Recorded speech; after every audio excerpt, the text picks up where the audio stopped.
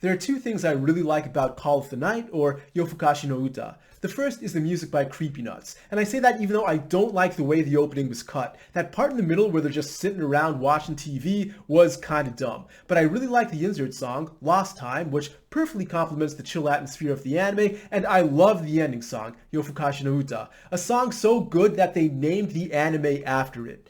Creepynuts seem to be really in on the collaboration here, going so far as to do a cameo in the Night Pool episode. It's heartwarming to see this kind of enthusiastic collaboration between creators rather than bickering over IP rights. The second thing I really like about this anime is its atmosphere. I'm glad there's finally an anime out there that captures just how cool it is to walk around Japan at night. I first felt this Call of the Night back in 2014 when I was touring around the Asakusa area. I went to the famous Sensoji Temple, which you see in anime once in a while. Recently, for example, it was in the background in Licorice Recoil and Kageki Shoujo. This is what it looked like during the day. It was absolutely packed, and understandably so, it lives up to the hype. Then a few days later, because my capsule hotel was close by, I was coincidentally wandering by the area again at night, and it was so much better.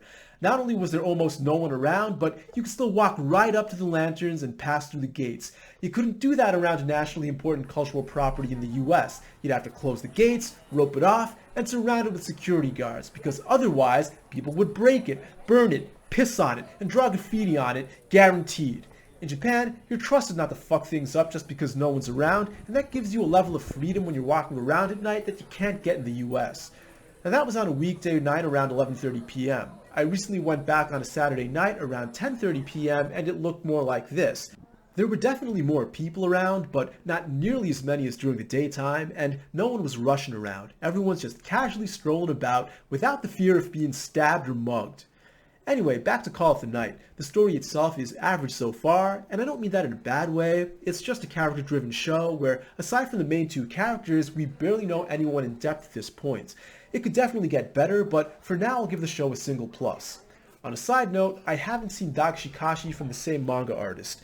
I remember seeing some of the art and thinking it had cool character designs, but the story sounded really boring, so I never bothered checking it out.